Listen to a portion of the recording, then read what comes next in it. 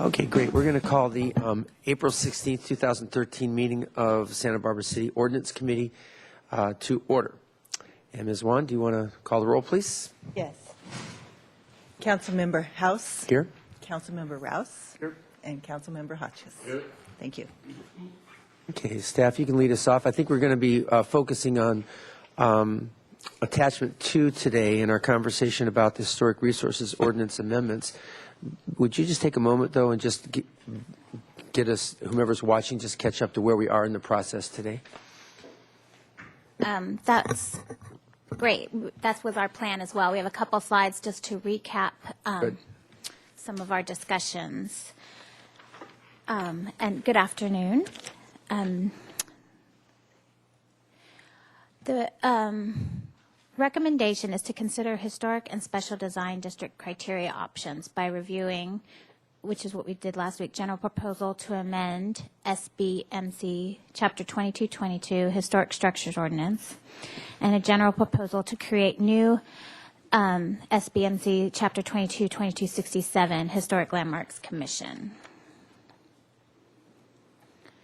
A little background review. In October 2012, the historic resource element was adopted. The historic resource element included 47 possible implementation items to be considered. In February 2013, Council directed staff to implement a 5-year historic resources work program and to return to the Ordinance Committee.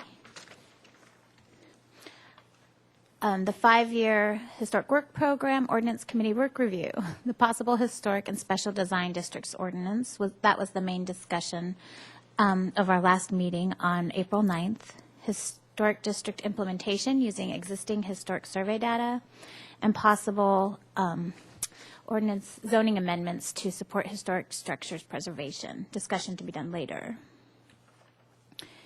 To review discussion item number 1 from last week, we discussed amending Chapter 2222 and creating Chapter 2267, and we agreed to that. General historic district formation procedures, we agreed to that. The historic review within districts was agreed upon. Still pending was a discussion on special design district buffer area designations, and we did agree upon establishing administrative staff review criteria for minor projects. A background review is under the historic resource element to protect historic and archaeological resources, protect the heritage of the city by preserving, protecting, and enhancing historic resources and archaeological resources by applying available governmental resources to facilitate their preservation and protection, and to use all available tools, including buffer protection, overlay zones, design, and historic districts. Also to ensure respectful and compatible development, to seek and ensure that all development within the city respects rather than detracts from individual historic and archaeological resources, as well as the neighborhood and overall historical character of the city, and to ensure a compatibility of development, respect for the historic context of the resource, and consideration of sustainable design alternatives where compatible.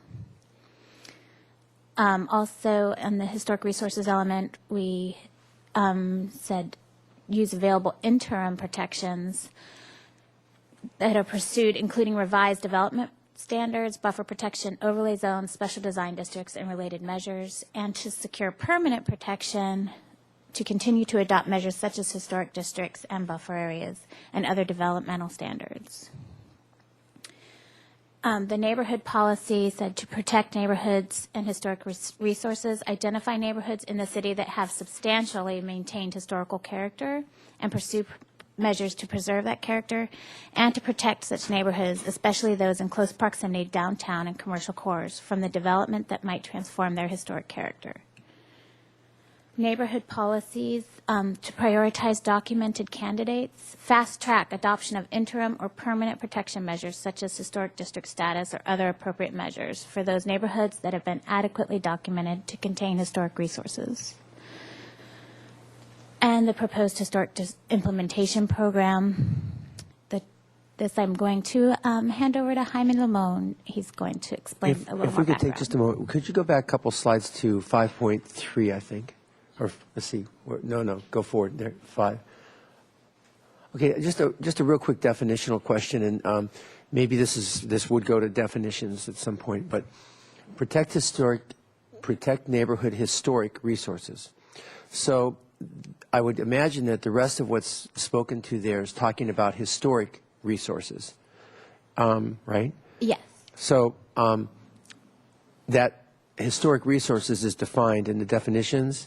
So because I read further down, protect such neighborhoods, identify neighborhoods that have substantially maintained historical character, and it goes on. But when we actually get into the discussion about what we're proposing here, we also talk about design districts, which may or not be historic districts. So I just want to raise that flag for our discussion. We sort of started to get into it last time, and I'm wondering where the design district part comes in under this rubric. Anyway, I just want to raise that. And Mr. Limon? Councilman House, we are prepared today to discuss and distinguish the differences between both. We also have some case studies, examples of how they've been applied in the city. So I think we'll make a very clear distinction about why we're presenting that as a possible option when we consider historic districts. Thank you very much. So I'd like to continue the presentation. You've heard some of the introduction slides to have you recap what decisions were made by City Council. You basically adopted a historic preservation element for us to implement now. This is our first discussion to implement the historic district portion of that. I want to emphasize that this proposal is long time coming. We've had at least 10 years of discussions. So we have prepared and done our homework and have presented you some good options to consider. And we could have just jumped to an ordinance draft, worked with the city attorney, but we felt it was important that you get involved with those decisions because we've learned from other communities that they've had that dialogue with their own respective city councils, and it makes you understand how we got to this point. So that's why some of the options you are going to consider are to develop that dialogue and also have you understand where staff's recommendations are, because we've studied the issue, we're prepared to move forward and work with our city attorney to draft an ordinance for you to consider. So before we get into the specifics, I do want to mention to you that if it wasn't mentioned last time, I apologize, I wasn't here, that we have a lot of survey data. It goes back 30 years, starting when Mary Lou did a lot of surveys, and we have all that information. That has assisted us to understand where in the city we have some older structures. We haven't done comprehensive surveys in all the city design survey study areas that were outlined as part of the demolition review ordinance in about 2004 when we adopted that. We have completed 3 surveys, but it took some time. Those surveys sometimes had some updates to do, some additional scrutiny, and that effort has resulted in actually a combined synergy now that we have a historic resource element to move forward. It is actually a good thing that we can move forward and base our decisions on those policies and goals. Mr. Limon, we have just a question. Question for you. When you say those surveys, are these data surveys or are these on-the-ground type surveys? These are on-the-ground surveys. They were often either a combination of our local citizen volunteers, which were participated in the West Beach waterfront surveys, and also professional historians that had intensive level surveys where they scrutinized specific areas like the Lower Riviera. And we have records that document why a specific structure was either excluded and not determined to be significant and or identified either as part of a historic district and or individually eligible. So those distinctions are all done with a typical DPR form, and it's quite industry standard throughout California to prepare those survey forms. It includes what, age, style, et cetera?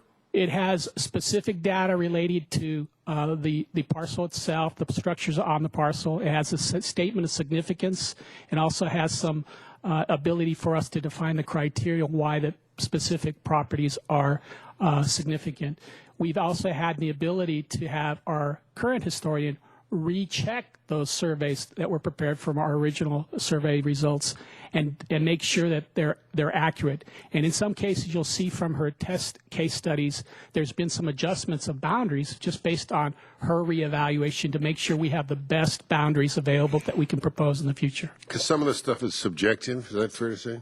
Not necessarily. I think it's a matter of how we define the boundaries to try to achieve the best possible percentage of contributing properties. And in some cases, there is a debate about how much contributing properties can be as part of that district. You can have something that has 60% or up to 80 or 90%. And we decided to make sure we have a high concentration. And you'll see that adjustment as Nicole walks you through that. I think we're using 60%. Is that that's a Well, problem? that's a established minimum, but we like to be flexible because we may run into a smaller area that may not be as concentrated, but we feel it's important to identify it as a district. So that's sort of the minimum we'd like to see, but we're shooting for much higher, as you'll see. So the other thing that's happening, coinciding with these efforts, is with our Historic Landmarks Commission discussions, we are updating our historic potential list and also noticing properties that have been identified as a result of these surveys. So concurrently, we're shooting towards having all these folks that are identified in these areas to be noticed with a mail notice for a hearing that's to occur in the next several months. We're going to have some neighborhood meetings to begin that dialogue. And some of that pre-preparation groundwork is because we knew that we'd have these discussions one day. We have a lot of information to share, a lot of draft guidelines that we'd like to explain that there will be rules to deal with your properties. We still have to have them completely vetted with a subcommittee of the Historic Landmarks Commission, but we've been anticipating having to do this, so we don't want to be in a position where we create a district and not have guidelines. Mr. Hotchkiss? Do you recall what that notice says? If I get a notice out of the blue, what's it going to say? Sometimes people look at things and just chuck them away. Yes. Nicole has prepared 3 types of notices. One specifically identifying that your property has been surveyed and has been identified as a contributing property to a potential historic district.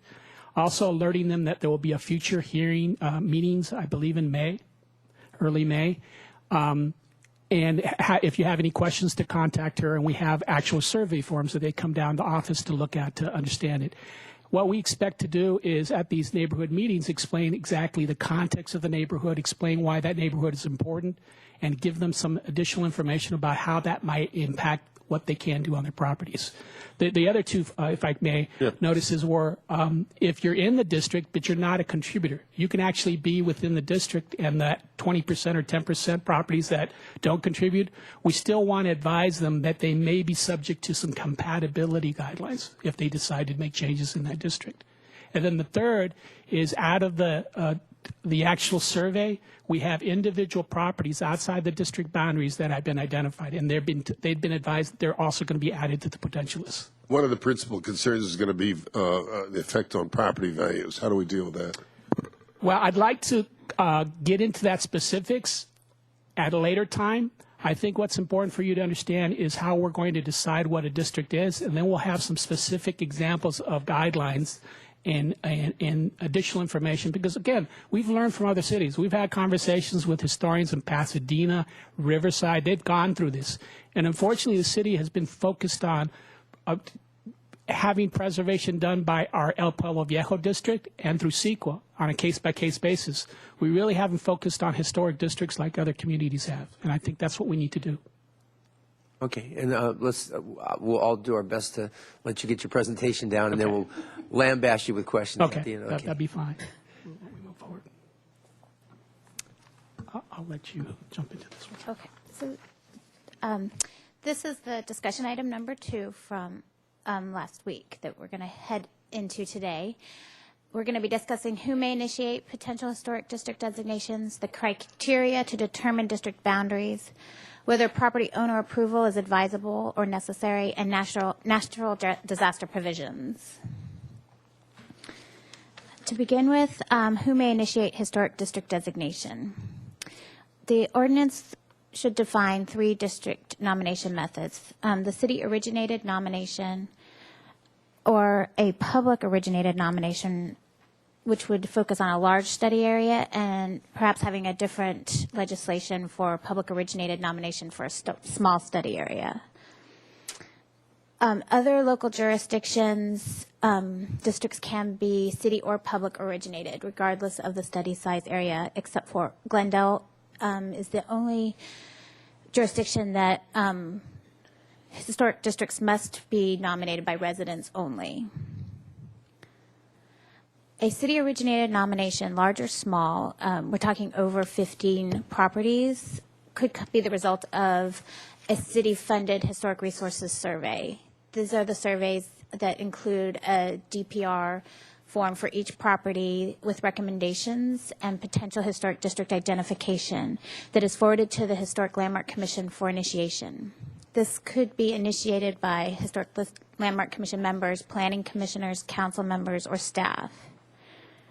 This is an example of a historic resource survey map that was completed after a city-initiated resource survey. The boundaries of the whole area are here, and you'll see in blue, yellow, and pink, those are the identified historic resources that could contribute to a district. You see how the boundaries of a district start to form as a large concentration of resources are together. The green ones would be out of the boundaries but are still individually significant. So there we have 3 districts forming here just by natural concentrations of resources. A public-originated large study area. Any local resident could file a nomination application for a specific area over 15 properties. This would require a historic resource survey, including a potential district context statement and supporting history, prominent architectural styles, and other property information descriptions to support a district designation. It should be noted that this service would probably require a paid historian consultant to help evaluate the district. The nomination request could be then forwarded to the Historic Landmark Commission to be prioritized, and to the Community Development Director for a possible funding allocation to study the merits of the request. A public-originated small study area. This is where a local resident would file a nomination application for a district of less than 15 properties. This required nomination request could be forwarded to the Historic Landmark Commission for prioritization and the Community Development Director for possible funding allocation. Because of the small amount of properties, this may be able to be completed by the city's urban historian.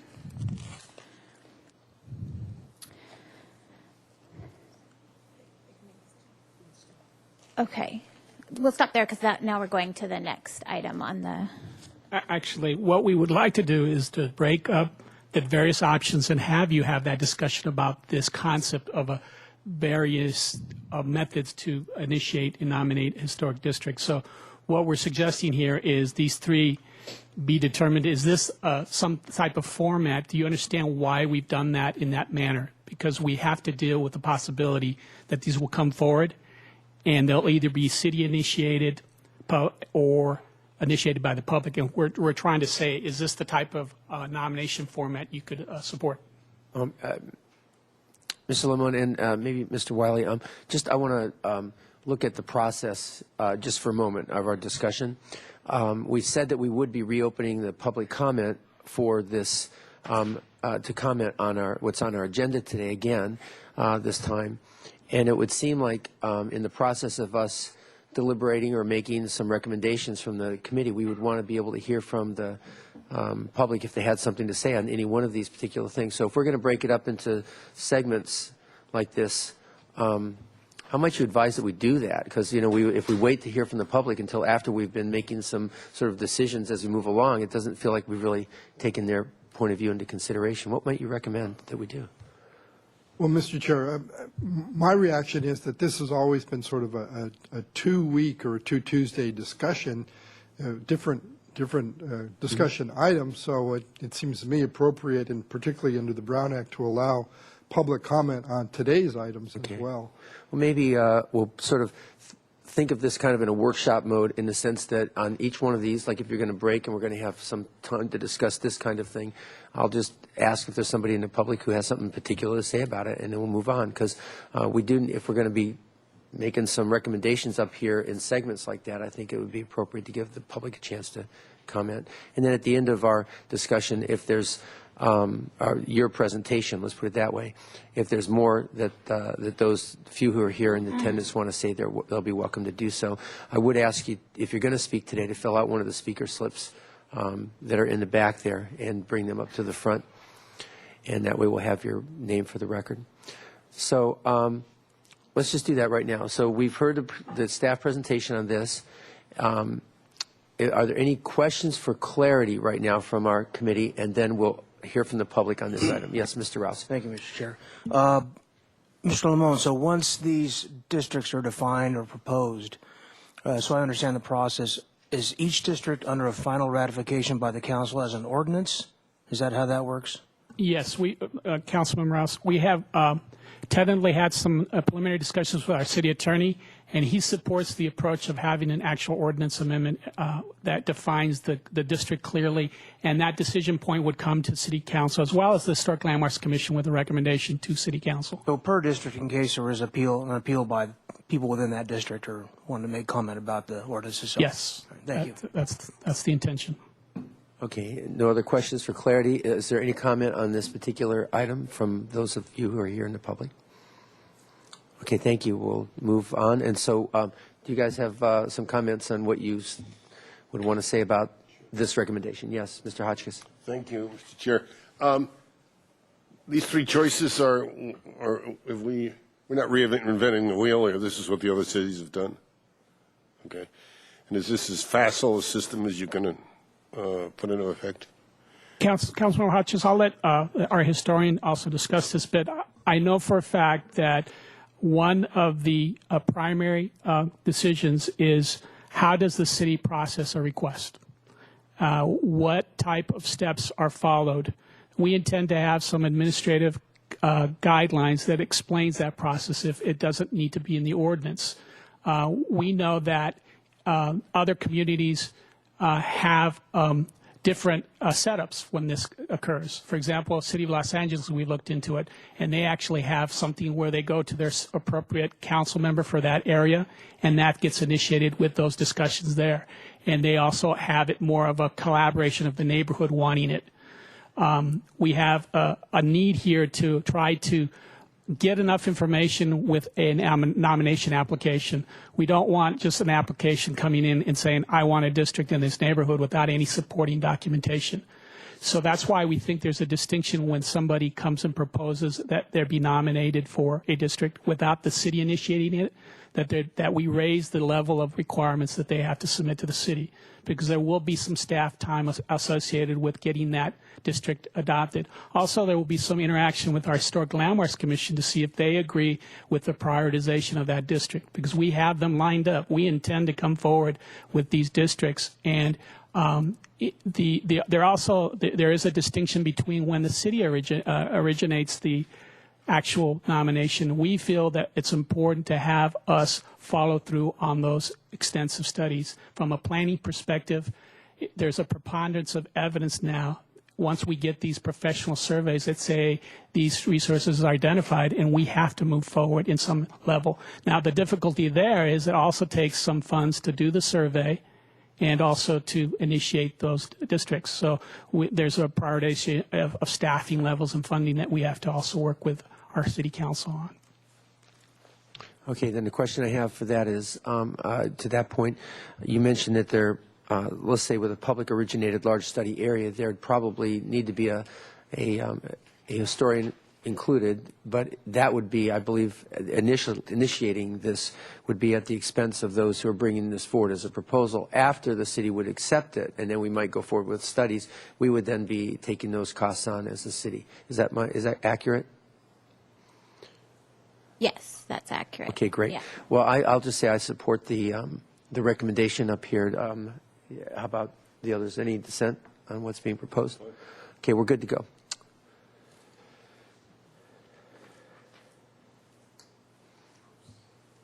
Okay, we're moving on to criteria to determine district boundaries for historic districts. The establishment of significance criteria. A historic district must be an area with one or more criteria met for a defined historic, cultural, development, or architectural context. The questions posed would be, does the district have special character, historic aesthetic value, or interest? Does the district represent a concentration of periods, styles, or types of architecture that represent the development of the history of the city? Does the area constitute a visibly perceptible section of the city? Are the majority of the structures contributing? I'm going to ask you to go back to that. You said one, so like if it was just like a visibly perceptible section of the city, that would be enough to kick in a historic district? That is a question we're posing to you. That was one of these were the four criteria that we have found, but maybe it should be one or more. Okay, I didn't mean to get totally sidetracked, but I was just surprised that would be, that you're recommending that it would be just one or... I think it would be the way it would be visibly perceptible section of the city is because it would be a large concentration of a style. You would have a large concentration of craftsman styles or Spanish colonial revival styles. That's how it would... I think that would be what would initiate a study. Specification. Okay, okay. This goes to that question I asked at the very beginning: is style the same thing as historic? So if you have an area that kind of looks like a middle class 1950s suburban neighborhood, does that qualify for historic status as a district? And I'm just wondering about that distinction. It's going to keep coming up until we really define what we mean, what we're talking about. Are we talking about historic, or just it looks like something interesting? As I've reviewed the DPR forms for each district that I've looked at, it has been based on several criteria, including age. They define a period of significance that would say 1901 to 1930. So the amount of contributing buildings would have been built during that time. They have specified styles, saying this district has a large amount of craftsman style, for example, built before 1930. And of that, 80% of the buildings in this defined area qualify for those criteria. Does that answer your question? Okay, well, we'll come down to it. And when we finish this portion, we'll ask Fermina and the others who are here maybe to contribute to the conversation. And not to get totally sidetracked, but I just want to really, truly begin to understand if we're talking about historic districts or districts that just look like something interesting or common or something like that. So I understand. And we have a question from Mr. Rouse. Okay. And is there a question from Mr. Hodges? Okay, we'll keep it going. Thank you. A district really should include a historic district should include a large concentration of historic structures with the original features remaining that give it authenticity and integrity. The properties of a historic district usually do fall, as Jaime said before, into two categories, contributing and non-contributing. A contributing property, such as a 19th century mansion, help make it a historic district, while a non-contributing property, such as a modern medical clinic, does not. The contributing properties are key to the historic districts associations, the historic architectural qualities as well. A property can change from contributing to non-contributing if alterations do take place. And our goal has been to have at least 60% of the properties that qualify as contributing structures. The contributing structures are usually defined to add to the historic and architectural qualities of the district or individually qualify as eligible for the district. This is an example of how historic buildings of a district, you'd have to have a large collection of buildings that retain original features that give the area this authenticity. This is an example of an area that was defined as a historic district through a city-initiated survey in 2002. There were 137 buildings in the 2002 proposed district. However, it was not designated a historic district. Due to alterations and demolitions over the past decade, it now has only 52% contributing structures left, and the boundaries of the proposed district need to be reduced. And this is how we have proposed the new boundaries of the district. The district now only has 61 buildings, but we have an 81% contributing percentage to the district of structures. And the yellow properties identify the buildings outside of the district that still have historic significance. This is how we very carefully review that the buildings that we propose to be in a district are thoroughly evaluated, and we have a strong district.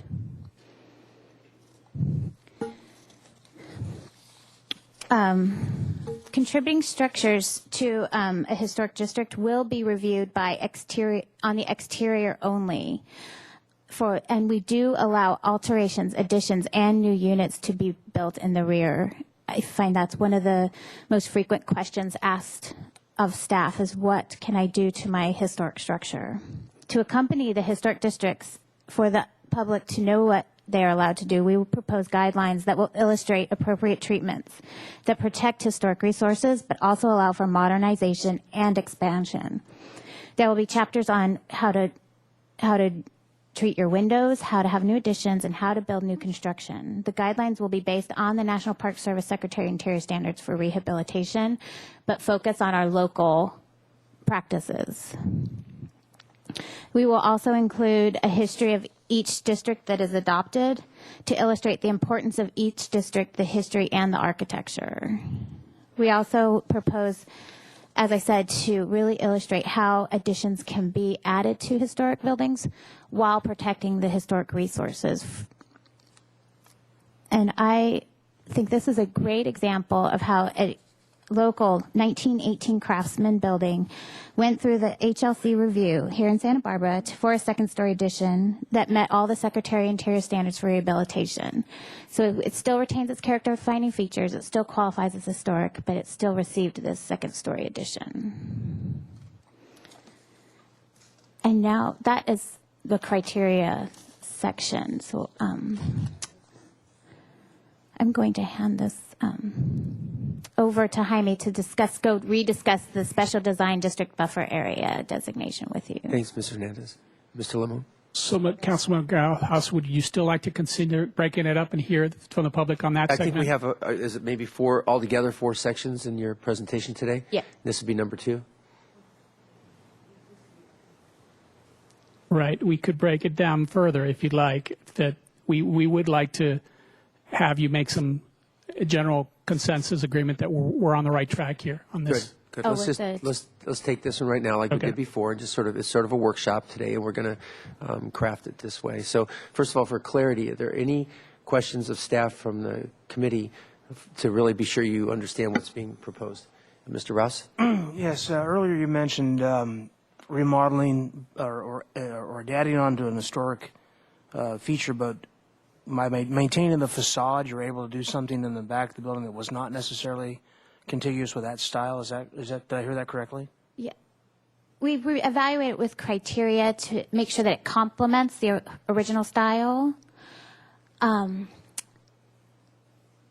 think they're allowed to expand while complementing the original style. We don't want to detract from it or put an overpowering sense that detracts from the character. I get the Okay. And then within the non-conforming structures within a historic district, were they to alter or remodel, would they then be encouraged to try to emulate the styles around them? Would that be something that would be part of their process? We have not completely gone through that, but in my experience in working in historic districts, we have not held them to the same requirements as historic buildings. Okay. Mr. Limon? I just wanted to add on to that you know, we've often have that same question in our El Pueblo Viejo landmark district, where we have specific architectural styles that are mandated to be followed. And there's always a dilemma of a structure that's non-conforming in our district and how far the Historic Landmarks Commission can push it towards the required architectural style. So there's something similar that will happen here, depending on the extent of the work, obviously. The more work they do, the more likelihood we'd encourage, and our boards would encourage them to try to keep those styles prevalent that are in the neighborhood. So it'll be determined case by case. That's correct, depending on the scope of work. All right, very good. One of the tools in our toolbox, and maybe one of our definitions, is the definition of nudging. Nudge. Anyway, yes, sir, Mr. Hotchkiss. Yeah, well, I would say that it would be a mistake to urge somebody to make a craftsman addition to a mid-century modern home. I mean, whatever it is, it's got to be consistent architecturally with what's already there. Secondly, City Attorney, do we have any problems here at all in legal challenge of, quote unquote, you're making my property less valuable because I can't do what I want to with it? Councilmember Hotchkiss, generally no. The law of preservation is now pretty clear that it is a very legitimate governmental purpose, which is not to say that our ability to dictate to a property owner what they can and can't do is unlimited. For example, I've seen it suggested that some cities regulate the interior of a landmark, but generally the courts say no, that's probably not constitutional. But the exterior regulation of the exterior is legal, and fundamentally the takings law says so long as you allow a property owner some reasonable use of their property, you haven't violated the takings clause of the Fifth Amendment. And so even when we say, and I'm really referring to a landmark here, a landmark can't even be added onto, that you've still allowed them that fundamental use of that landmark, so you haven't violated the takings clause. Well, I'm sure that the proper application of what we're talking about here will increase the value of a neighborhood and therefore individual homes. So I have no problem with that at all. But you're right, and we want flexibility within that so people can meet their personal needs. Okay, so let's see who from the public who's here today wants to comment on this particular segment of the presentation, if at all. Okay, and Ms. Murray, did you have something? Because I'm going to raise that issue again about the one or more of those particular 4 criteria. If you want to help us with that, I'd appreciate it. Come on up, please, and so we get you on the microphone. And I really appreciate your being here today, and thanks to the others. Oh. We're just here to be supportive. Any questions you might have that we can add something to it to make it clear, we are definitely here for that. Well, why don't you stay put just for a second, and could you put up that slide where I just had that question? I want to really just be sure that we all understand that. I know you almost raised your hand there when I was talking. So it says, historic district must be an area with one or more criteria met for a defined historic, cultural development, or architectural context, and it goes down the list. And number 4, I was just wondering if that by itself would stand, a visibly perceptible section of the city. And maybe you can help with that, and staff can as well. Yes, I could do that. I think when you have, say, one or more criteria, it's a good thing because it gives you that flexibility. But most of the time, when we look at these things, you are not just looking for one. You are looking for in almost a majority of the criteria. But there are some times when an example of maybe just one of the criteria applies, and that would be, for instance, Rosemary Lane. Now that it could be a one criteria district. These are cluster of homes designed by the Moody sisters. So their importance is about the Moody sisters, and there are just these few homes in this one street. And so when you concentrate on why it should be a district, it's more about the Moody sisters, about the cluster of these homes. And you can maybe choose one of those 2. So that's the area considered a visibly perceptible section of the city. Yes. This is the only section where you have a cluster of Moody sisters homes that are the only one in the city of that sort. And so that is, so in other words, when you have that distinction, the value of that historic district, not in of itself, it's just huge, but the overall city. There is no other city in California that has a cluster of Moody sisters. You see what I mean? Yes. So what's good about it is one or more is a good thing. It gives you that flexibility. Okay, great. Thank you very much. I really appreciate your help on that. And staff, did you have anything else that you wanted to comment on that? My worry, I'll share with you my concern. My concern is that for one reason or another, someone might see an area of town, and they may have other reasons besides historic. Of course, I'm always worried about this. The historic part, I'm really keen on. I really feel strongly that we've decided we want to really protect or honor our historic resources. I would hate to see that abused in any way. And if somebody from the public or some organization wanted to propose a definition of an area as one of these districts, and it was based only on that it was visibly perceptible section of the city, and they thought somehow we're going to constrain development in this area because it looks a certain way, that worries me. And it doesn't seem like it's a very rigorous, the visibly perceptible section of the city. So it just seems like it's loose change asking for trouble. Right. Councilmember House, we do have an attachment that was included in your original staff report. Yes? Attachment, is it 3? Okay. And it's an excerpt of the National Register Bulletin on how to apply the criteria for evaluation on the national level.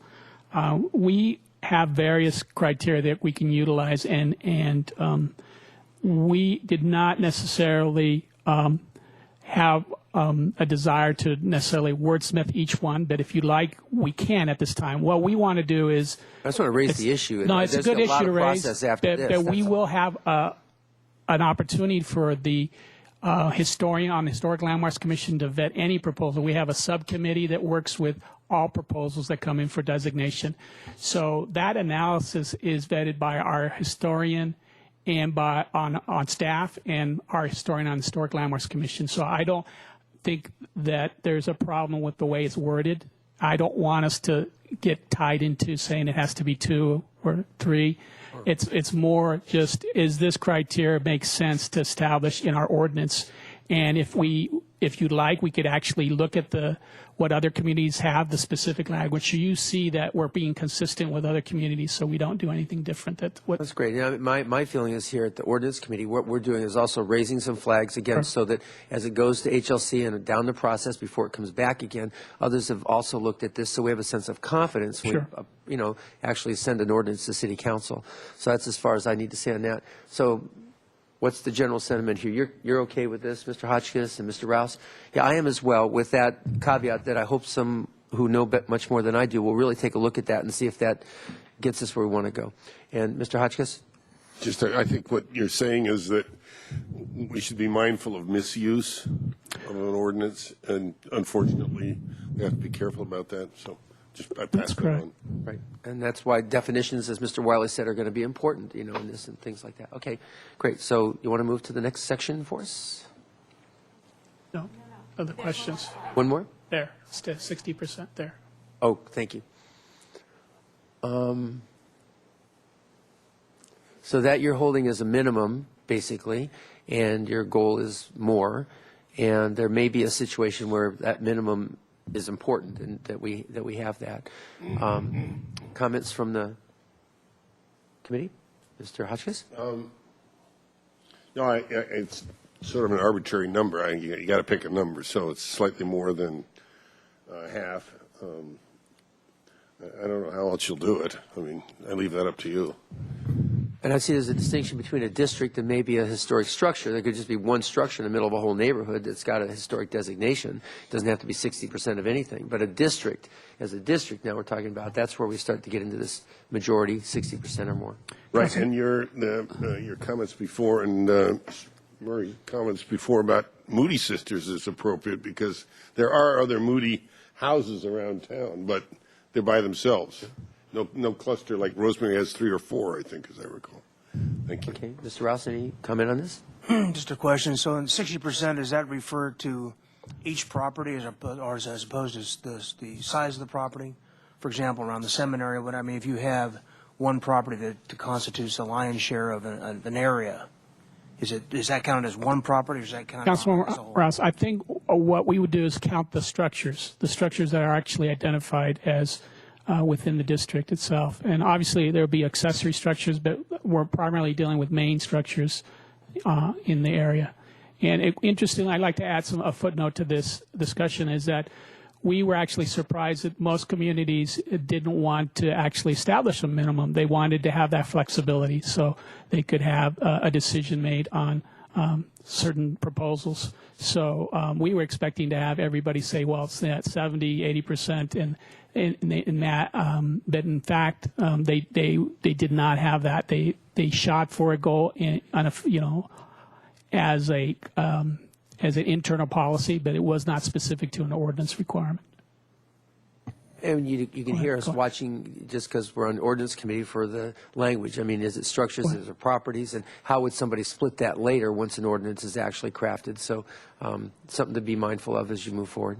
Councilmember House, also just to add, if you look at your attached chart for attachment 2, you can see that for the discussion item number 2 that we're on, Glendale and Pasadena did have 60% as a minimum. And so that's, we just chose to mirror the number that the two communities that do have such a minimum requirement have. Just go ahead and choose that. It wasn't arbitrary that we chose it. We were following along from other jurisdictions. Others that are in Pasadena has been very successful with theirs. Okay, great. Let's, I guess, move on to the next section. All right. Okay, Ms. Hernandez.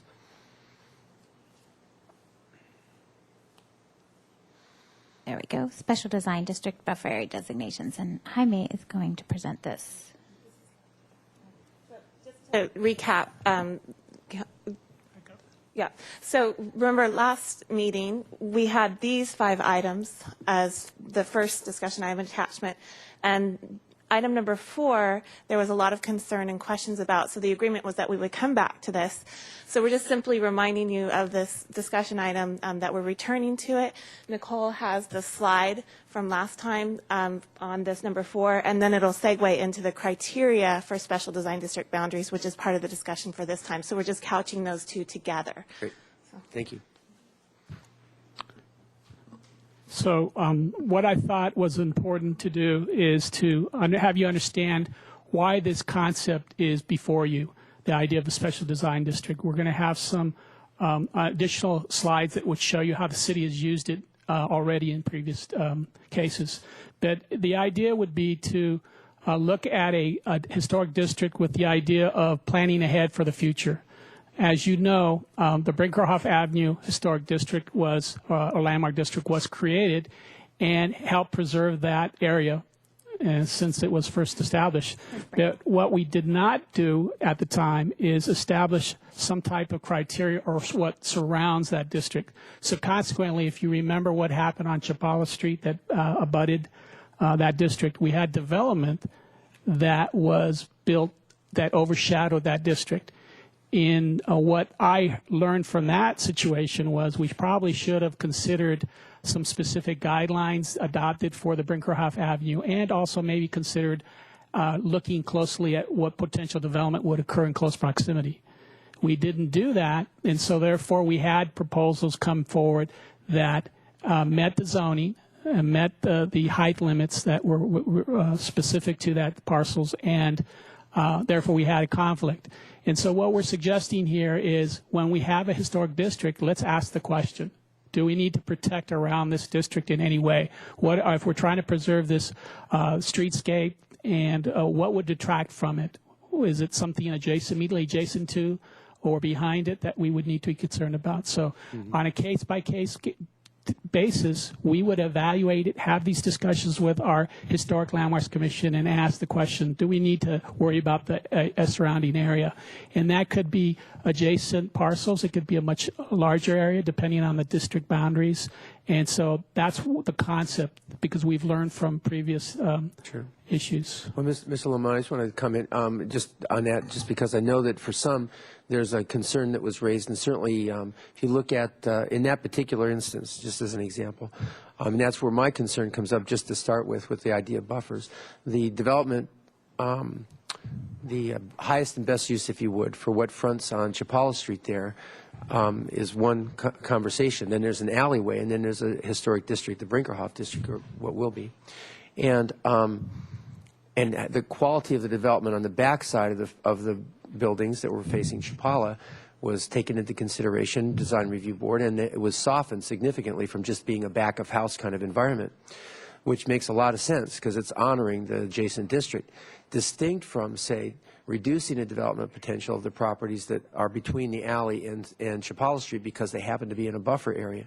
Those are two different conversations, and it's one that raises serious concerns for me about how we use these buffer areas. It's either in the district or it's not, and if it's outside of the district, sensitivity and concern and design accommodations, yes, but reduced development potential, not so sure about that. And Mr. House, I'm not suggesting that that's the answer. Okay. What I'm suggesting is that either the guidelines for the district address what should happen immediately adjacent to it, yes, or we establish this additional perimeter area that establishes guidelines so the developer knows specifically they have to each deal with that adjacent immediacy. Got it. And so that's the interest of clarity, and everybody knows what the expectations And again, we're going to walk you through some examples of how the city has done this in the past. Thank you. So Again, these are the concepts of where they would apply when a neighborhood serves as either the gateway or the entry point to a historic district. We have that happening with this Mission Special Design District. We'll have an example of that. Immediately adjacent to across the street from a designated historic district. If you're in a district and you're in the defined boundary happens to be one side of the street, we're trying to avoid that because obviously people are going to say, well, you're in a district but only one side of the street. What happens across the street? That's something you would consider also when you establish the boundaries. Why are you only taking half the street? Some specific geographic area where, again, we have unique property or structure characteristics that we want to preserve. And then again, areas that were selected would be determined to be reviewed by the ABR Single Family Design Board or HLC or Planning Commission, depending, again, on what type of review process we want to establish. Next. Again, this is the Mission Special Design District. We have El Pueblo Viejo 2, which is around surrounding properties of the mission. And what we did was we created 1,000 feet from that area and established this Mission Special Design District. But unfortunately, we did that without establishing guidelines. So there's still some confusion about what does it mean. Well, I think the intent clearly was to protect our mission and to try not to have incompatible development as you lead yourself up to that area. But again, in retrospect, maybe again, we should really closely look at that area and establish some specific guidelines so we know what you can and cannot do in that area, because it's subject to a discretionary decision of our review boards that have purview over those properties. So in this case, the design district is the pink area, and the buffer, if you will, is Right. inside the other area. Now, again, in retrospect, that area might be too large. It might be something that, well, do we really need that type of expanded protection, or it should have been smaller and specific? Well, the And- question that we left with last time was, whatever the size of the buffer area, why isn't that just called a district? And then within the district, then it will meet certain specific requirements, or, you know, for design review and all the rest, because it leads to this kind of confusion of, well, are the guidelines mandatory? Are they not? Am I really in, or am I out? Or what's the 60% number, 80% number represent? You know, it's kind of like a design. It's like a creep of some sort moving outwards instead of really defining this is the district, and then truly going to town to protect it. So Well, that's again- my question. That's certainly what was raised at the last meeting. Councilman House, if we were to create that type of district, you would have a majority of non-contributing properties. And that's not what we want. That would not follow the criteria that's established to get a high concentration of resources. So again, we're talking about two separate concepts. We're talking about how to establish a historic district, and secondly, doing beyond that. And we have established that in the past. So I'll show you the Lower Riviera Survey Study Area. That's exactly that to be these properties that were to be protected. And originally, the neighborhood thought that this was the historic district boundary. There was over 300 parcels.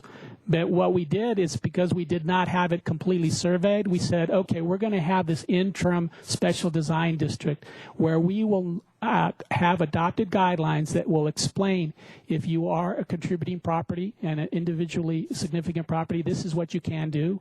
And if you want to develop in this area, how can you design a new project and be compatible? So I gave you some specific direction on that, because prior to that, you had incompatible development. You had new 6-unit Spanish condo coming in, intruding into a craftsman bungalow neighborhood. So that's why we do it, for compatibility purposes. But what's interesting about that special design district is we did not give purview to the Historic Landmarks Commission. We still retain purview with the Architecture Board Review or the Single Family Design Board if the specific property was not deemed to be individually significant. So we still have that to this day. Now, the next slide will show you that that's our historic district, or proposed historic district. So the distinction would be, again, those blue properties within that area boundary would be protected through a review by our Historic Landmarks Commission. And if we decide to retain the outer blue boundary, that area would be further protected with these guidelines in place to establish that we have compatible development. Or it could go away. That's a decision that we make, again, when we bring this forward to you to say, we have a district boundary, what would you like to do here? And I would guess that those residents like that boundary right now. They like that protection that's currently in existence. We'll see if they accept the historic district boundaries, because those will have specific guidelines that are slightly different than the others. By the way, how's that zoned? Is that, what is that? Is that It's R2? multifamily primarily. I think it's R3. R3? Yeah. Okay. Well, actually, how does that affect the zoning then? So when you have a district like that, you understand probably within the historic design district that may have some constraints on those properties being designed to the higher density. When you have an area around it, is that also then no longer effectively R3 because it's being constrained in terms of the densities as well? No, Councilmember House. This is Or am I not misunderstanding what right. happens? The only distinction is where the review occurs, whether it's referred to the ABR outside the historic district or the single-family design board if it's a single-family home. But there's no intention to downzone or limit the number of units. However, there would be some clear direction about how to do it in a more low-profile manner. Right. Maybe oriented the development towards the rear that wants to be taller, so we protect the streetscapes. Sure. So there will be that ability to control to some degree the scale and the massing of that, and I think this is what these neighborhoods want. I hear it. I got it. Thanks. Yeah. Next slide. Okay, so I wanted to go ahead and present this slide if possible. There's a relationship between the percentage of contributing structures in a historic district sometimes and then that potential need for a special design district around it. If you have, as Jaime mentioned, if you have a very high percentage goal, let's say you want 90% of your contributing properties to have historic structures on them, you may end up with resources outside the actual historic district boundary, okay? And then there might be more call for some sort of protection for those compatible design, for example, to be insured through ABR review versus HLC review or something like that. So the higher percent of contributing structures, the greater the need for special design district boundary buffers sometimes.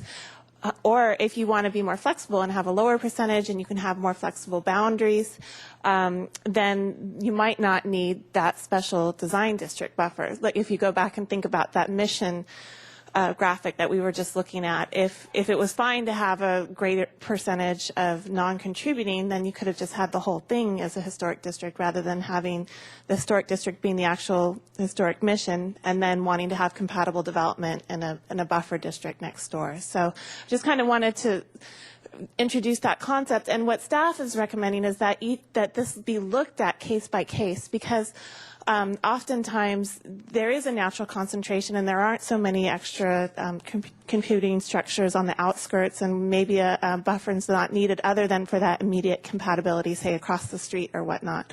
But basically what we're suggesting is that it just be in the ordinance as a mechanism to be considered each time that we're looking at a district, so that there could be a historic district sometimes without a buffer, special design district, and sometimes with case by case, which would be thoroughly vetted each time it was brought through for adoption. So we just want to have the framework there is what staff is suggesting. Yes, Mr. Hotchkiss. I have a question for you. In that mission area that you were talking about, you got a sub-district there, Plaza Rubio. So does that become a separate, or would that in this case be a separate historic district? Councilman Hotchkiss, we do have a proposal for a potential landmark district there, and so that would be its own separate historic district, and it may actually, be within some of the confines of the El Pueblo Viejo district. So you'll have sort of a double review there occurring as a result. But it doesn't really matter because there is current review. It's more of an honorary status there that, in fact, we have recognized that street as being intact for the most part. Plaza Bonita is also in there. Yes, and that's why it's also being proposed. Councilmember House and Hotchkiss. Also, just we weren't going into the specifics of this because we didn't want to make it confusing, but EPV2 is not actually a historic district at this point. It's just a special design district for this area. And so having those actual historic districts within it, those would be the historic districts, and then the rest is actually what would be considered the buffers. But it's almost like we have a special design district buffer for a special design district right now, and then we'll be defining historic districts within the special design district. Although I'd like to correct some of that. We have recently discovered that there is a national register proposal for a historic district that is much larger than we first anticipated. So that is more like a historic district around the mission than it is throughout the city for EPV Part 1. Right. It's not in our ordinance yet, but I just wanted to point that out because I know Mary Lou's back there, and I'm going to ask you all to we want to say it's good. And I'm going to give you a chance to speak in just a minute, so just hold your horses there. But this is helpful because we need to know that isn't already then a historic district. That's the main point you're trying to make, and it's something that it may become if we do follow through with this. Right. And then the issue of what happens in the areas around it, that's the big issue that we're discussing right now. Okay. Is there more on the buffer? Yes, there are some additional. We can move forward on the other examples. Mm-hmm. Yeah. Did that? And again, for those who are here, I really will welcome your comments on each of these things. So I'll give you that opportunity in just a moment.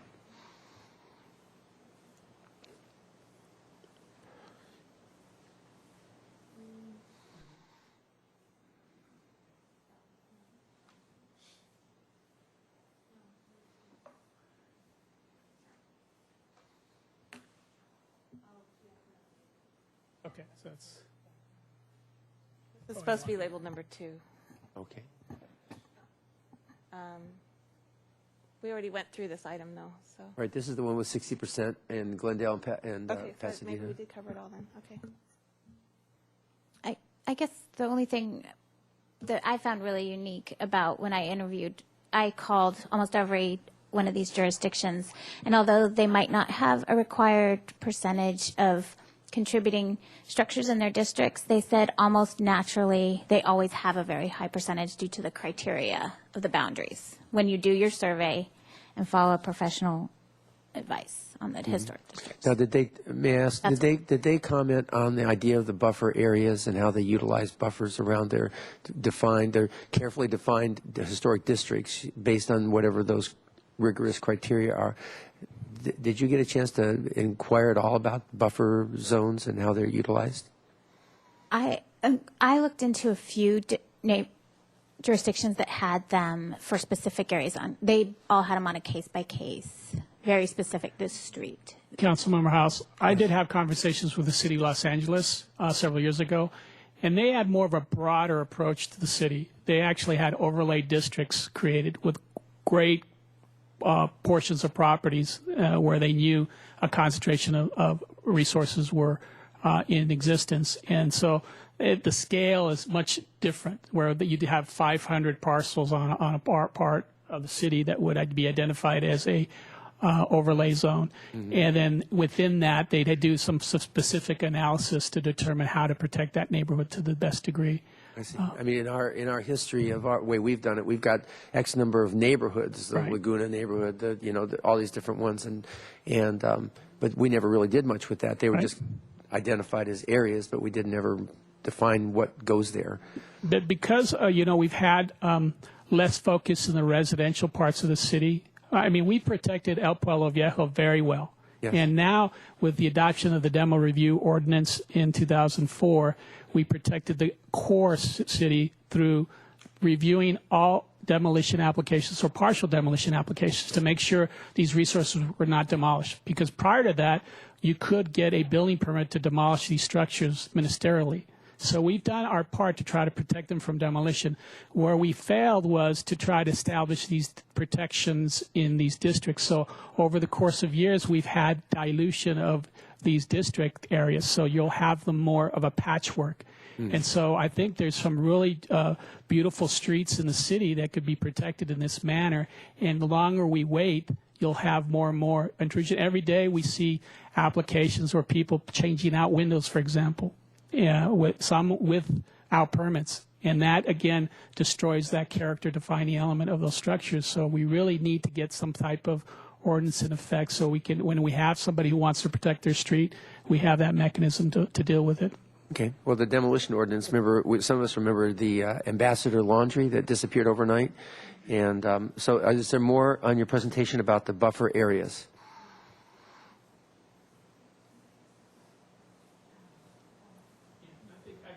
Move to discuss this item now. Okay, very good. Are there any questions up here for clarification? But we're talking about the whole issue of buffer. That's probably not exactly the right. That's not really the right slide to support us on that. But the idea of the buffer designations around historic districts and how they're who reviews them. I guess that was one of the questions, right? Is it proposed that HLC would review within there, or or ABR and SFDB? Councilmember House, ABR and SFDB. That's the concept. Again, with these guidelines that would go along with being in a buffer area. Right. So should we, again, develop an ordinance, work with our city attorney to establish that as an option? And do you agree it's necessary? Okay. And my question, just keep putting it on the table. I would like, as a city council person, yes, I'd like to protect the underlying zoning from down zoning because of the establishment of a buffer zone. To me, the idea that design criteria, sensitivity, compatibility, these things can be very helpful.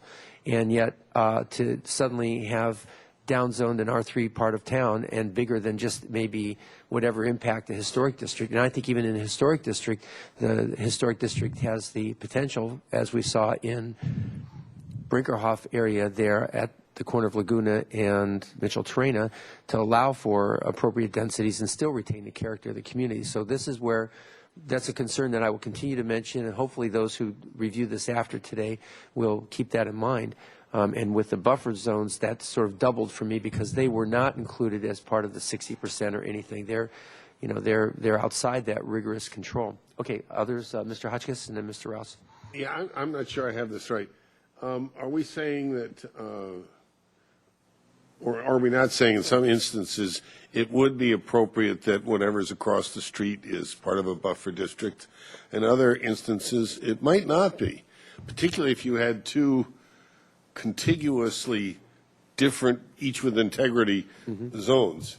So who gives up? Nobody does, right? So we're really very much leaving it to the judgment of the individual, project? Is that fair, or what do we do here? Councilman Hotchkiss, again, the framework would be applied on a case-by-case basis. In other words, when we came to the Historic Landmarks Commission, for example, with our initial discussions, we would have the discussion of, do we need to protect anything immediately adjacent to these boundaries? Are these boundaries tight enough where they meet the standard for the percentage of contributors? And what about these other, let's say there's 3 craftsmen next door. How do we protect them? Do we individually designate those 3? Or do we increase some level of compatibility guidelines for those? How do we do that? And I'm suggesting to you that it worked for the Lower Riviera Special Design District, that area where the neighborhood said, this is our neighborhood, we want to protect this. We established and adopted some guidelines that helped that neighborhood. As a matter of fact, Joe is here, Rashawn helped us draft them. We asked at the time, well, we don't really have staff time to do it, and they drafted their own guidelines, and we worked to achieve what they wanted to achieve, which is to protect the compatibility of new development. It's more the architectural styles and maybe the massing of projects that were to be proposed in those areas. We think they're successful. There may be other areas where it's just across the street, like we mentioned Rosemary Lane, where one side of the street has historic resources. We would ask the question, should we just designate the 4, or are we concerned about what happens across the street? Because they don't have triggers. If the property doesn't have a 20% slope, they could make alterations to that home without triggering design review, and may have the possibility to destroy the character of the street. And so we're saying, well, let's look at that and ask the question. And when we come forward to designate, if we do designate, we would recommend maybe we should have some guidelines that apply to those structures. All right, so we're leaving this pretty broad or pretty... Yes. Okay. Mr. Rouse? To kind of follow up on that, when you mentioned the Chapala Street monoliths, I kind of struck a chord. Besides just style, architectural significance, or structure, What about like size, bulk, scale, solar access, view lines? Would any of that fall into this buffer designation or the definitions? Well, the introduction of a buffer has been confused, I think, in this discussion today. We are trying to not necessarily establish a buffer area. I think that confusion occurred when we had the discussion about individual properties and how we should protect those individual properties in the downtown. What we're asking is, let's have some discussion when we have a district created. For example, we may come back one day for around the Mission and say, okay, is this our historic district? Now, what are you going to do with all these properties that are in the Mission Special Design District? Are you going to keep them in that Special Design District and apply specific guidelines to that? And obviously, it's going to be different depending on the development patterns or the zoning. You know, if a property is zoned commercial, you know, and it's allowed to go a certain height, we're going to have to deal with the reality of how these guidelines are consistent with that zoning. And so we want to apply some guidelines that are fair and consistent. And so we could talk about some type of setback minimum or a height ratio, but there'll be guidelines. It'll be something that's not in our ordinance per se, and it'll be subject to the design review bodies to make that decision. Right, so I understand it. So it won't be in a generic, buffer won't be a generic term. It's going to be on a zone-by-zone, case-by-case A case-by-case basis. Okay, very helpful. We'll come back to us again. From the public, on buffers around design districts, any comments, anything that you'd like to say to us at this time? Be a good time to do it. Ms. Days. Thank you, Mr. Chairman. This is a very, very good discussion. Mary Louise Days. I would like to, because I thought of this last week also, explain a little more about the Mission area. Back, I think, in the 1950s, there was created a special review area of 1,000 feet around the old Mission, and projects within that area supposedly went to the ABR for review. The old Mission at that time was not within the city limits. It and the museum came in around 1967. When El Pueblo Viejo Part 2 was created, it was the boundary that Jaime showed you, and it included Plaza Rubio, the westerly section facing the old Mission, not the area behind it. It's all one subdivision, though. That El Pueblo Viejo is called a landmark district. It is a design review district. It does not mean that everything in it is a landmark. But eventually the city, of course, the Mission became a city landmark, and El Pueblo Viejo as well. Plaza Rubio was proposed to be a landmark, and unfortunately the proposal fell apart to my great regret. But it is definitely landmark worthy itself, and eventually we hope it would be as a district. The current Mission design area came about after I retired, so I'm not quite sure whether the staff took the section out of the ABR's ordinance and put it in 2222 or left it, and now they're calling it the Mission Design District. But it was specifically to protect compatible and encourage compatible design around the old Mission. And of course, most of that is a single-family design area. I think that's mostly what I wanted to say, was to clarify that, and this idea of special design areas around historic districts. I probably would be on a case-by-case basis, as has been explained to you, and it would not change the zoning. That would be a much broader type of thing that the Planning Commission should look into, especially downtown. Thank you. Great, thank you. Is there anyone else on this particular topic? Okay, then as we talked, as I hear her speak, and as we've mentioned before, the word special design district continues to come up, and it's distinct clearly from historic district, and that's an important distinction, not to be overlapped, but they're related enough that maybe around a historic district there may be a special design district. And perhaps that's the kind of rigor in languaging besides a buffer zone or something that's there to protect, all that. But it's actually a special design district which has its own kind of definition and sets of rules or guidelines. And that may be a help to people like me who are easily confused on these things. So about the idea going forth, any comments now to summarize this? Good to go with what we've been presented so far? Okay, with those comments, then we can move it forward. And thank you very much. Next topic.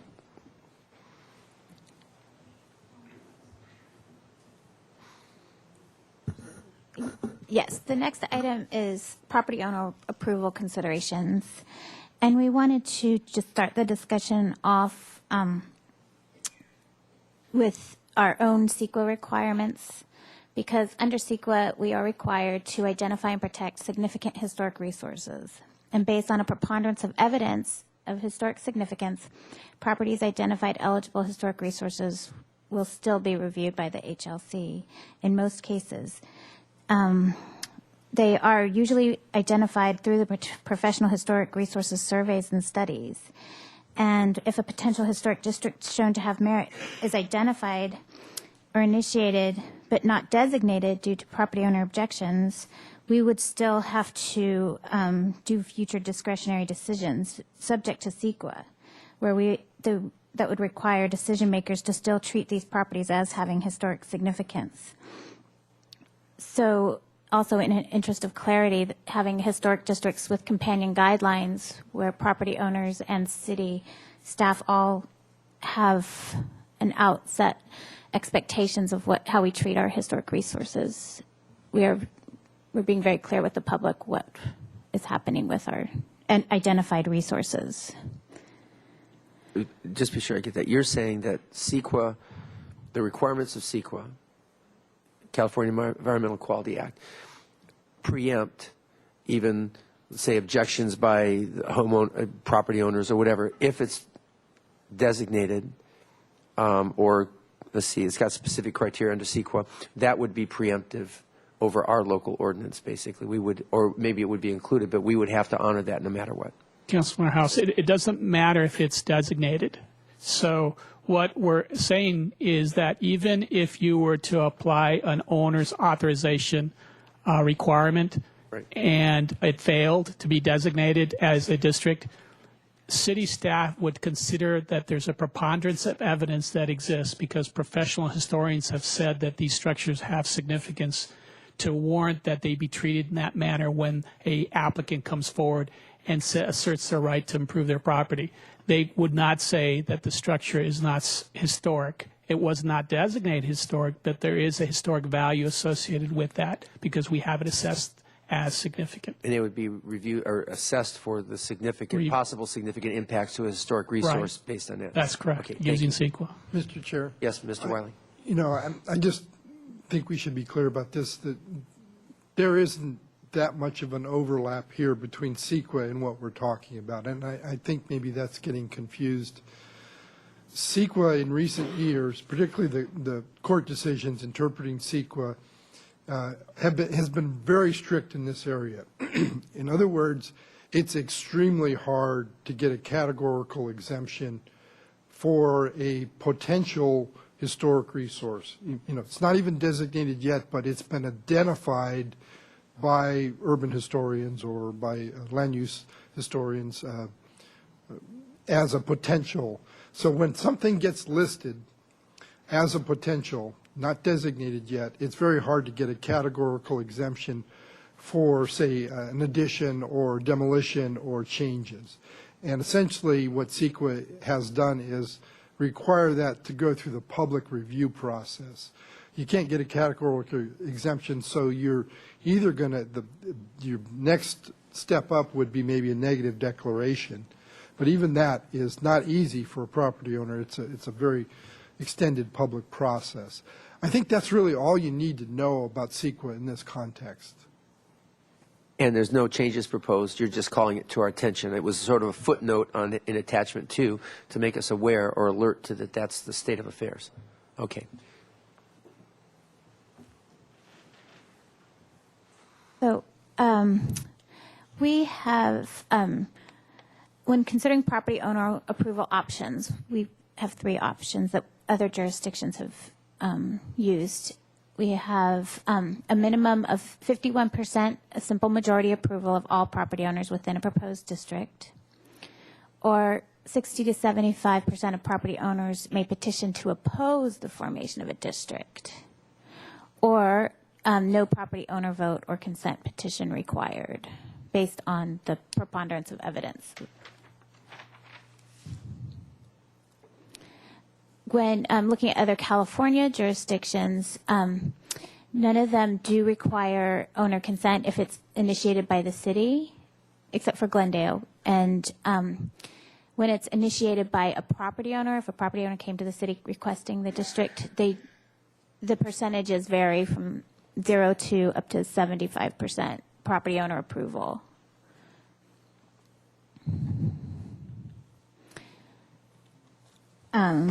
That is all we have on that. That's the discussion on that item. Questions for clarity on that? First of all, Mr. Rouse and then Mr. Hodgkin. Thanks, Mr. Chair. Yeah, so back to my question then. Once we determine that we're going to form an historical district, it has to come before, each district is going to come before council to be ratified as an ordinance. Correct. So at that point in time, there could be public input to change that designation. Thank you. It appears quite a process to get there.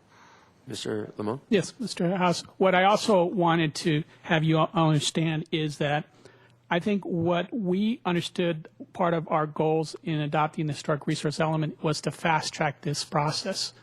We have years of accumulated data. We want to get through this process. And if you require owner consent on these, it will delay the process. It will invariably cause potentially some of these districts not to move forward. We don't think that's the type of community planning that we would want based on our adoption of our historic resource element, where this community says this is important for these neighborhoods to do that. And it is a public benefit. You're always going to get property owners objecting. You'll have a portion of property owners just fundamentally opposed to having this type of restriction, possible new regulatory review process imposed.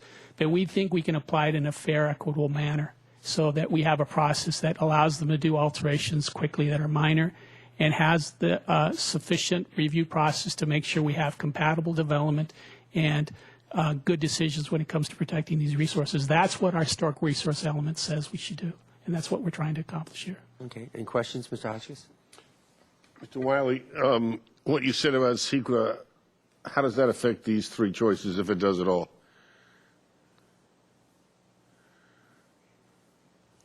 No, offhand, Councilmember Hotchkiss, I can't think that it does. Let's just say we're establishing a historic district, maybe 100-property historic district. Once that district's been established, someone's going to have, under CEQA, someone's going to have a hard time demolishing a contributing structure without an EIR. And that's odd to see an EIR for a demolition of one structure, but that's the way the CEQA case law has really broken out. That was kind of the point I was making. Conceivably, they could do it with a mitigated negative declaration, but that would, I think, be a stretch. The property owner consent, just since we're on the subject, I see the establishment of a district as very much more similar to zoning. Now, it's pretty intense zoning, but it would be far-fetched for us to say we're going to not rezone an area without property owner consent or without a majority of the property owners going along with it. We see that as a governmental function. That's what the city council gets elected to do, to make those kind of decisions. And that's distinct from the question, which I don't believe we're raising here today, is are we going to require property owner consent to landmark a structure or to designate a structure as structure of merit? And that we're not dealing with that question today. So. Okay. Well, I want to ask the public if they have something on this real quick. So is there anything on the property owner approval options? And Mr. Rushan, please come on up. Thank you, by the way, for your letter and communications before today. Very much appreciate it. Thank you. Thank you.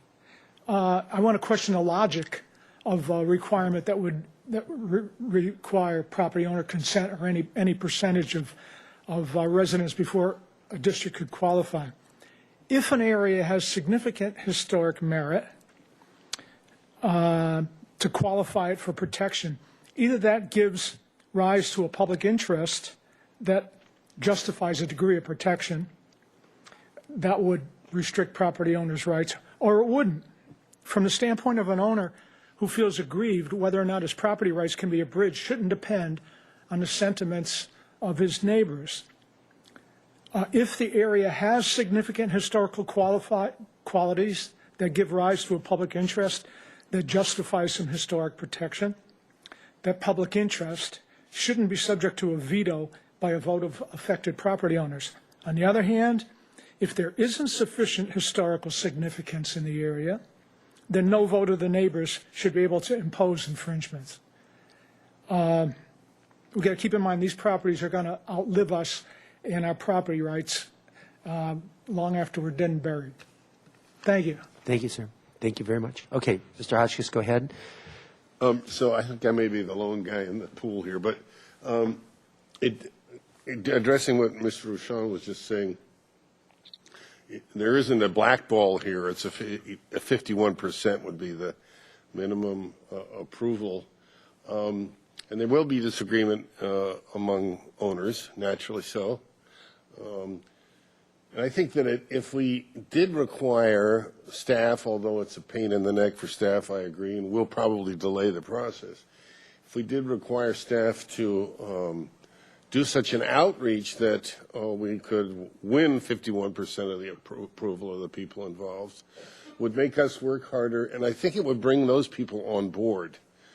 Otherwise, they're going to feel, and correctly, that there's an imposition in which they may or may not agree, but it's been imposed on them, and they really haven't had a say in the process. And Santa Barbarans, being what they are, we're a pretty individualistic and heady group, and I think we will win greater support if we said, look, we want everybody, or 51% of the people involved here, on board, and here's why we think it's great and how we think it's going to improve property values and why your participation is so important. And it's not handcuffing you. All these things have to be explained, or people will just go shake their heads and be discouraged with government, I think. So I strongly urge you all to reconsider the imposition, if I can put it that way, and give us a level, an achievable level, 51% of the owners involved to agree with us and approve and participate. I think that would bring people on board and really make it a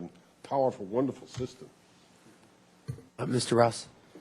Yeah, I agree with Mr. Hodges in terms of wanting to protect property rights and individual rights as much as possible. The other side of the coin is I take Mr. Lamone's comments and Mr. Wiley's comments to heart in that this is like almost like forming a zone. And with that, with the representative government and city council, if we were saying we're going to create these 6 or 7 or 8 zones all at once for one ordinance, I would have an issue with that. But since we're going to take them zone by zone and allow them to be heard and allow them to be either protested or supported in a public way, I think that is, for lack of a better term, a fast track towards actually getting to where we want to go with this, with still the protections that individuals may have within their neighborhoods to collectively come together to support or to deny the formation of that zone. So I actually am in my comfort zone the way staff has proposed to go forward. Okay, thank you. I support staff's recommendation as well. And a part of the harmony in the land piece of the equation is that when you, at least, I can't remember where I've had this, I can't remember a specific example, but you see it, I've seen it before. Where was it? Where when you put it to that kind of a vote in a neighborhood, you can kill off harmony like forever. I mean, talk about enemies. I mean, it becomes Hatfield and McCoys, and those things don't, you know. On the other hand, if there is a historic preponderance of evidence that this is a historic district, and the city there's a general benefit to the whole public to be able to acknowledge that, which is what the whole historic element is about. And this is where we have the opportunity as a city council in a representative framework to really make that decision on the basis of the whole, with all the evidence and all the information after public engagement through an extensive process, it takes that edge off to some degree, and I think that's important. I think we want these neighborhoods not just to be pretty, but I would like the harmony to be there when it's all said and done, if it's at all possible. But I support option 3C, so we'll have a little dissent on this, and the record will show that it's a 2-to-1 on this one, and we'll go forth. And Ms. Weiss, did you have something you wanted to contribute? Yes, Chair House, I just wanted to add that staff brought this topic up for your early discussion at this step in the process because we do expect to continue to hear about this type of decision-making throughout the whole process of developing the draft ordinance, hearings. We fully expect that there will be resident and property owner groups within the city asking the council to have such a standard. So we wanted to identify it early for your general knowledge of this being an issue associated with this type of proposal for districting. I'm happy to hear, though, that at least at this point, to recommend moving forward as staff is recommending that we draft the ordinance. But I just wanted to say that I don't think this will be the last time it's discussed. Ultimately, until the vote of City Council occurs, will we know really, if there is a clause in the ordinance related to property owner participation or not. Yeah. But we did want to at least move forward in working with the attorney and drafting something based on our recommendation and your initial input, and then we'll see how the process plays out. And Ms. Weiss, I appreciate your saying that because these concerns, as Mr. Hotchkiss is articulating, really need to be taken seriously. Those who are advocates of historic designations of districts and even staff may do well to look to see if it's really so that property values generally increase in and around a historic district. I mean, whatever evidence there is that can honor these concerns and take them really seriously is really necessary. And then we do look out for the general good. Okay, we're done with that one. Is there another section you want us to take, the emergency natural disaster provisions as well? Yes. We have one final discussion item, the natural disaster provisions. If a natural disaster occurs, prioritize restoring the damaged structures that can be repaired, but for the destroyed and unsalvageable contributing elements of a district, the Historic Landmarks Commission may remove or delist contributing structures or properties, or City Council may revoke the provisions of the historic district or any adjoining special design district if contributing percentages become too low as a result of delisting. Councilmember House, Council. Yes, please. I wanted to explain why these provisions were added. Again, with our research with other communities, we found that some communities address this process to delist as a result either of damages to a structure or actual natural disasters. And so we didn't deal with that issue when we created our process. And the reality is it may happen in the future, so we believe it's prudent to address it before a natural disaster occurs. How do we deal with this? And obviously our concern is to protect those resources before they get demolished. So we have some steps in process, so how to deal with that eventuality, because there will be times where even a building official can declare a structure hazardous and it's demolished immediately because of that directive for life and safety. We want to make sure that we understand how we interact with the building official to make sure that decisions are made with proper review. This sends a high signal, a strong signal that we're hopeful. We want to do everything we can to retain those historic structures or rebuild them, whatever. Okay, as a first priority. Mr. Rouse and Mr. Hotchkiss. Thank you, Mr. Chair. Yeah, I brought this point up last time about considering residential versus commercial tenants, historical existing non-conforming buildings that have to now come up to full ADA requirements and whatnot that may change, even in some cases, the footprint of a building. So I guess I would assume there's going to be some type of flexible case-by-case consideration for those things, because in a lot of cases there'll be, for example, interruption of business insurance that has a finite time window that has to be considered. So I would think there would be a structure for repeal or some kind of a consideration for each and every one of those cases. Councilman Rouse, we certainly will look at other frameworks of other cities and work with our city attorney to make sure we have that in process. Mr. Hotchkiss? Thank you, Mr. Chair. Is that percentage figure in the last paragraph, 60%? If we go with the Percentages if we became go too with low. that same criteria that we adopted, that Thank you. 60% of the historic district has to be contributing, then it would be. Mr. Limon? I think that we could probably establish some guidelines that speak to that issue. But the idea, again, is there could be changes that result in some of these resources not being contributing, and we want to have a provision that allows for a process to have that changed. We would come back through a process to say this historic district no longer has this type of contributing elements, and maybe we want to adjust the boundaries to some degree. And so, again, dealing with the potential that may occur with, for example, an earthquake with some streets being devastated. Those resources don't exist. We have to have a mechanism to adjust those boundaries. Yeah, there wouldn't be a requirement to recreate the original. No, that would not be the requirement. Very good. First of all, I want to say thank you for bringing this up now instead of right after a disaster. And let's see, is there any comment from those who are here for our ordinance committee meeting? Is there anything that you want to say about that? Okay, very good. So I agree with the staff's recommendations. I'm glad you're bringing it up now. It'll be interesting to see what others have to say as we go along. Anyone else here? Quickly, Okay. if I could. Yes, please. Ms. Days put in writing her suggestions. Are you in agreement with those? For the most part, we'll have a continued discussion. I think if you understand our process, we have a continuous dialogue with our Historic Landmarks Commission, and we will address those concerns when we come forward with the draft ordinance. Is that satisfactory to you, Ms. Days? Thank you. Okay, very good. So I think we're winding up our deliberations at ordinance committee, and you're going to be wanting to see us move this along. Is that accurate?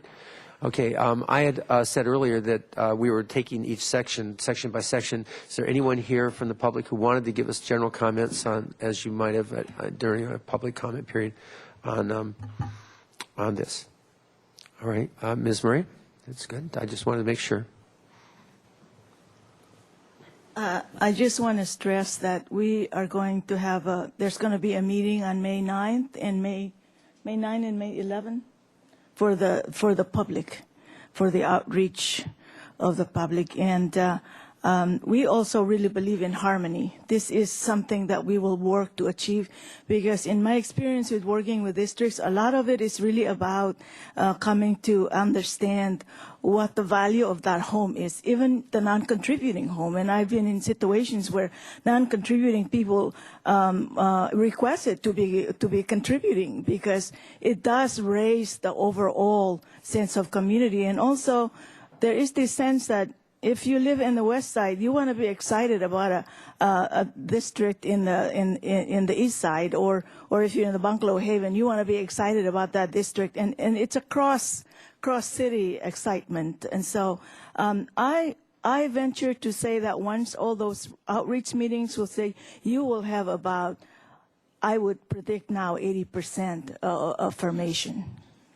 We're all for harmony. So is there an action required, Mr. Wiley? It says we were here to consider these criteria and options and by reviewing. So we've reviewed. Do you want us to say something about that as a summary at the end here? No, unless Mr. Limon feels differently. I think it was just the feedback we were looking for. And What we would like is to have our city attorney work on a draft ordinance. That would be the next step. Okay, why don't we just take a motion to move it along to the city attorney then? And actually, before we start actually drafting the text of an ordinance, I suggest that we come back with the outline of an ordinance, but a detailed outline. And maybe when the time is right, we're back in front of the ordinance committee with that detailed outline. Okay, Mr. Ross? Yeah, I moved that we direct city attorney to forward instructions back to us with the outline of the proposed ordinance. Gotchas? I don't want to vote against this just because I do have a strong objection to that one part. So I will vote for it, but when it comes time to discuss it again, as you point out, I'm going to continue along those lines. And unless there's something, as Furman has said, maybe I'll be overwhelmed with a different opinion in the meantime. Okay, that's very clear. So, yes. Mr. Chair, Mr. Wiley. Mr. Hotchkiss, assuming you're referring to the property owner consent issue, I would volunteer that there are really a lot of ways to slice and dice that. And I mean, there's two separate things, I think. Initiation process, how does that work? And can that come from property owners? And what percentage are involved? And then the final, say the adoption process. And while you may not, feel it's appropriate to affirmatively require a majority of property owner consent, which is, I think, what the staff's position is, you could do it in such a way that what I would call a majority protest. Like in the old days, a charter city could actually adopt an assessment district even in the face of majority protest if there was a supermajority council approval. So a city would propose an assessment district and would be moving forward with it, and then it might actually get a majority protest from the property owners. And the only way that the council could override that majority protest is with a supermajority. So that's just one example of how you could incorporate a level, almost a property owner veto into it if you wanted to do that sort of thing. And I think that's consistent with the staff recommendation, because I think if we do this right, it's going to be extremely rare that we'd see a majority protest of the people in a district. So. Well, thank you for that. That's really good. Okay, so all those in favor of that wonderful motion, say aye. Aye. Okay, thank you all. Thanks, everyone, for coming and participating. Really great discussion. Thank you.